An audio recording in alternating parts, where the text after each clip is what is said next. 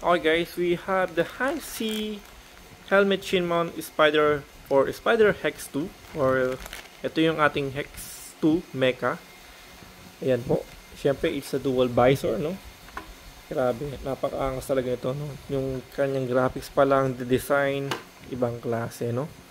Okay, so alright, so Hansi, no? Ito yun, yung pinaka chin mount niya. And then, based on the previous video and picture, guys, it's very neat siyang tingnan. Pag nilagay siya kasi nga, especially dedicated siya for this kind of helmet.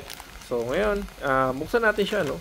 So, actually, guys, we have the two Hansi na in order kasi yung isa natin is from the empty helmet, no?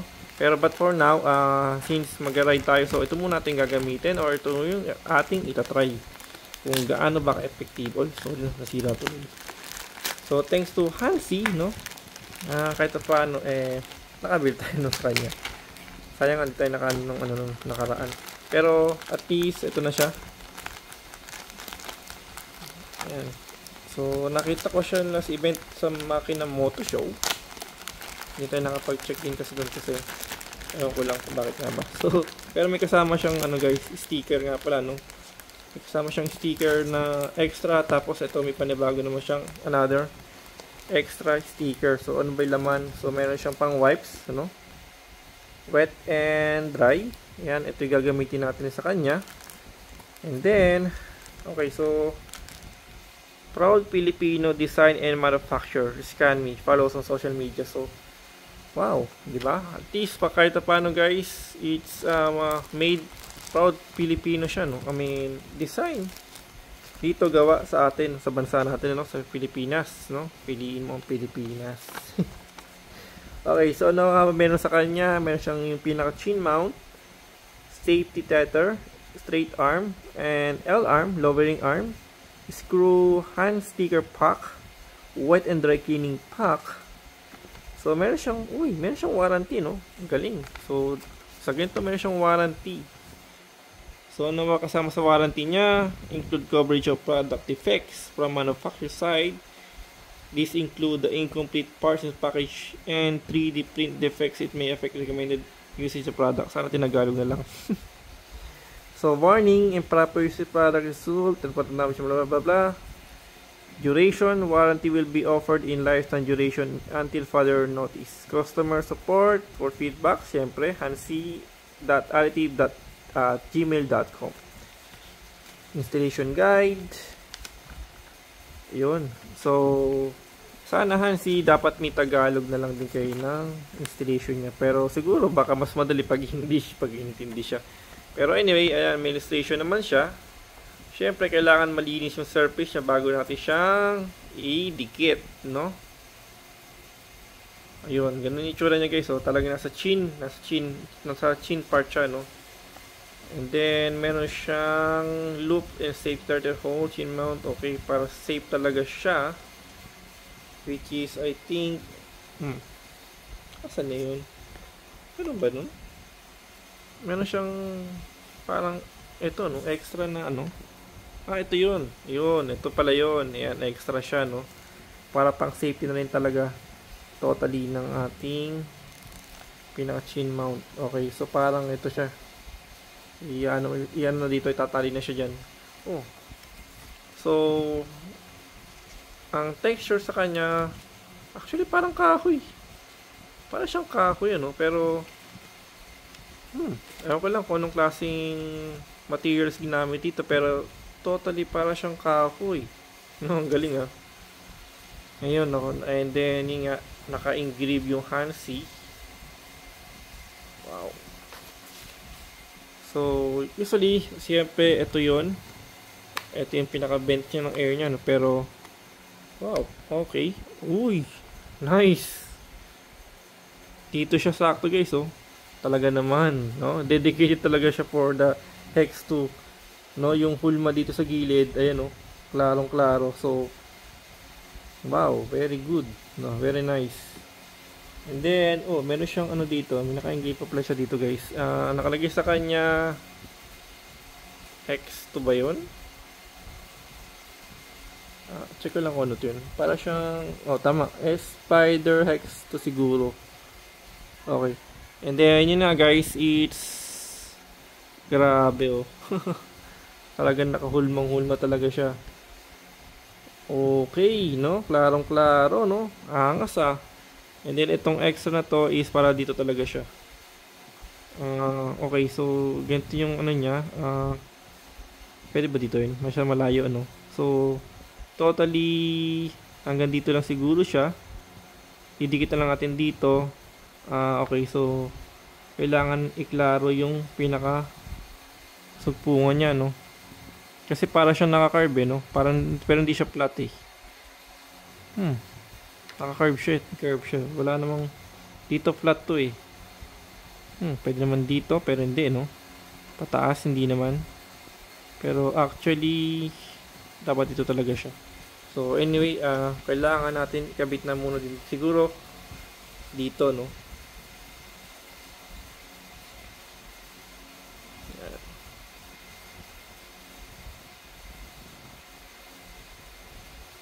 Ayun. So, once na nakabit to, syempre, yan. Yun. Okay. So, tingnan natin ha.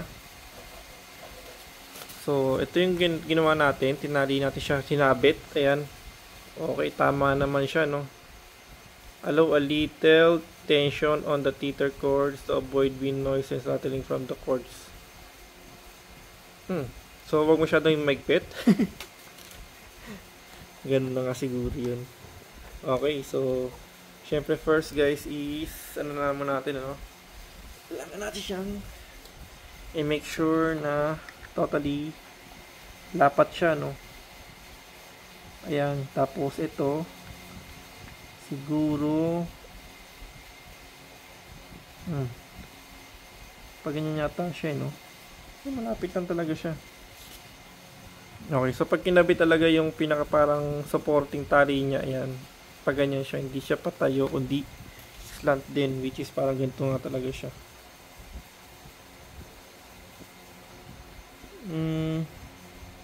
Yeah, I think ganun nga, ano.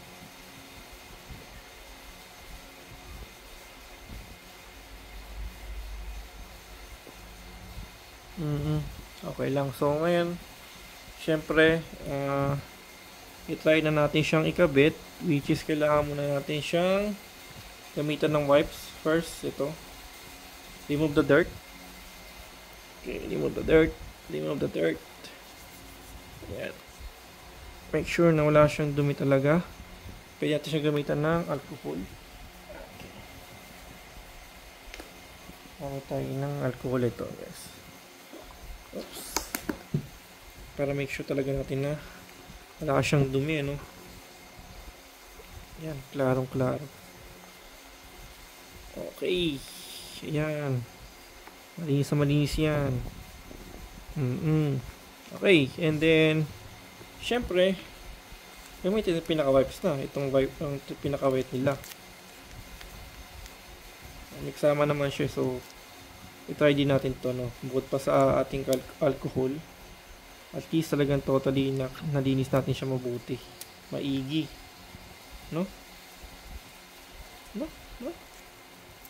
Okay, ito yan. Wet daw to, wet. So wet nga siguro yun. Malit lang siya. Hindi.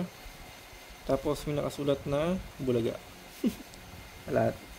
Okay, wet siya, wet. Yun, nababasa naman siya talaga. Yan. Lahat na yun. Pero lahat guys, para at least malinis talaga siya. Nawala na, lumipad pa. Yun. Okay, so ito talaga siya. Yan, linis, punas. Okay, so we're gonna try. Oops, teka lang. Ano yun? Next, swipe. Yung ating dry.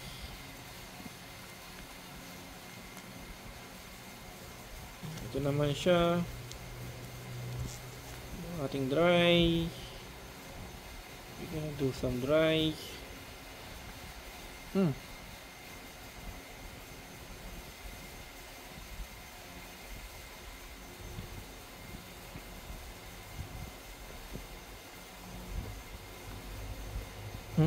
Okay, dry, and dry. Yan, actually dry na siya talaga.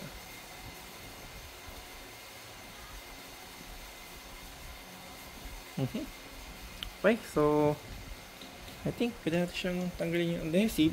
Ito yung pinaka adhesive niya.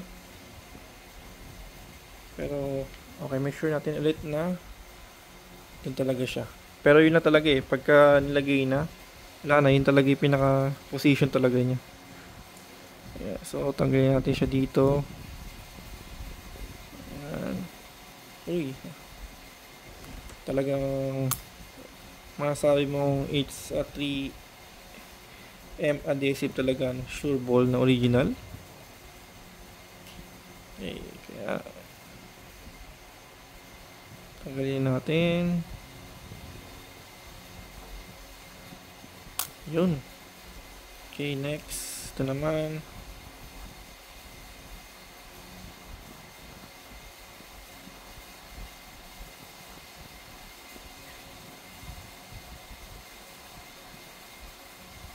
Tagal ah. Hindi natin makapa yung pinakatakip niya eh.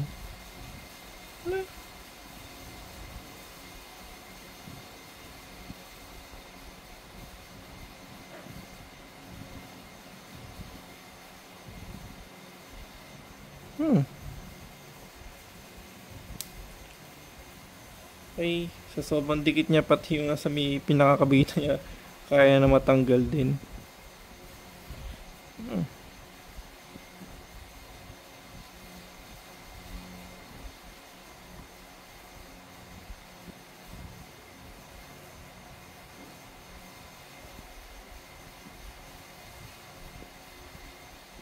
Tanggal ka na. Ayun. Okay, finally. Inabot tayo ng 12 minutes para magkabit na to, no? Okay, so yun na ang final, which is dito talaga siya.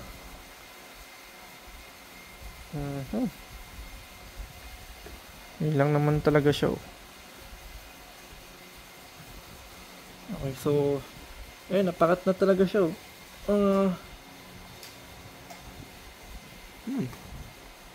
Okay, mayroon pa ba siyang ididikit? Actually dito na kasi tumatama na yung goma dito, and dito na siya, no?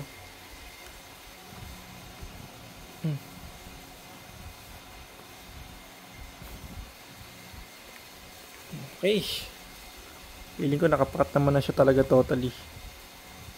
Ayan. Kasi kung pagbabase natin dito guys, ayun na siya, no? Meron lang konting gap dito siguro. Ayan, may konting gap lang siya dyan. Pero dito, dikit na dikit sa goma. Ito, hindi. Siguro nagkamali lang tayo ng dikit, pero dito na siya eh. Nilapat ko lang dito and dito, no? Okay, so pero ano guys, nalapat naman siya. Ngayon is ito naman, kailangan natin siyang indikit na dito, no? Tanggalin natin yung isang adhesive na to.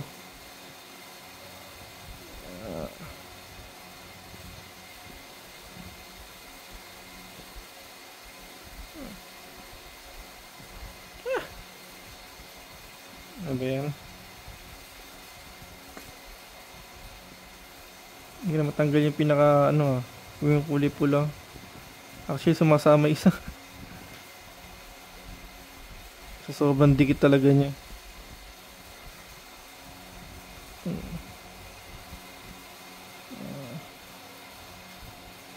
Ayun, natanggal na dito sa part na to sa kabila. Ito, natanggal talaga siya. Teka lang hindi matanggal talaga. Yun. Siguro gagamit tayo dito ng minsan pang ipit. Para matanggal.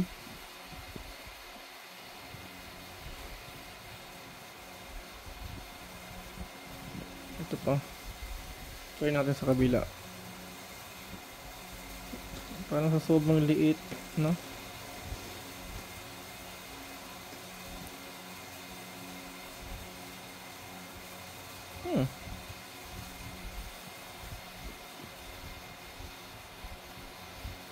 Actually, parang dumikit na siya eh.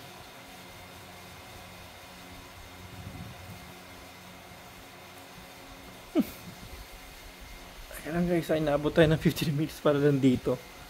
Okay guys, so tanggal na natin, ano, napakahigpit talaga yan, napakadikit. Grabe, muntik na matanggal yung mismong ano yun. Yun, ayan. Naku, ayan ko. Okay, so, idikit na natin siya, no. Kailangan paiga din siya. Siguro, itong part na to. Yan, dumikit na agad siya. Yan, hindi ko na inano pero yan na lang siya talaga totally. Okay, so yan.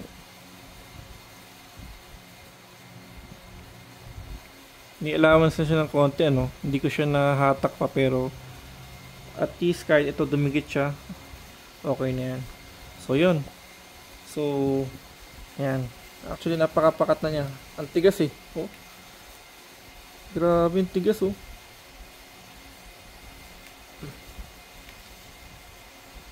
Okay. Yun na siya talaga, no? Yun. Pakat na pakat talaga siya dito, no? Then, dito yan. Grabe, tigas ah. Parang bato, oh. Okay, so ito yung Hansi na para sa Hex 2. Ano? Parang bato, ah. Okay, so for now, yun muna. Pag-usapan natin. And then, ito yung mga extension niya. Try natin kung sukat siya, no? Wow. Grabe, ah. Pero, kahoy nga ba?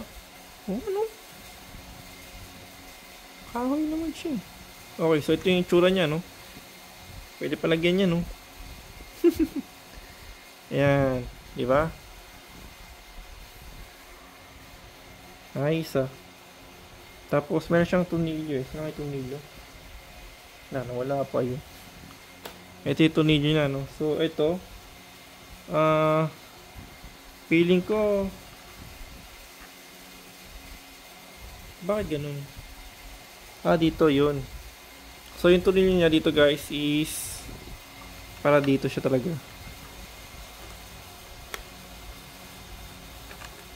Pero, ewan kung pwede siyang lagay ng, ano, pinaka-adapter na pang GoPro. Yan. So, ito.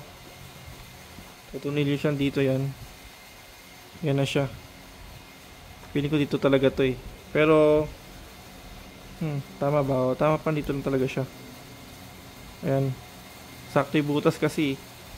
Ito sa mga ano na to eh. Sa pinaka-adapter nung sa GoPro. Ito. Ayan. Try natin yun. Meron tayong pinaka parang ano niya. Pang tornilyo. Try natin dito kung nasalpak siya talaga. Kung kasya. Uy, sakto ah. Wow, nice. Ayun oh. Pasok na pasok, no? And very smooth talaga siya. So, feeling ko nga guys, ano to? Kahoy, no? Wood type siya. Ayun oh. Okay, so sakto talaga siya, no? Again, this is Hansi para sa ating Spider Hex 2. Okay, so almost 19 minutes na guys sa video to, pero thank you for watching po, ano, and see you on my next video po.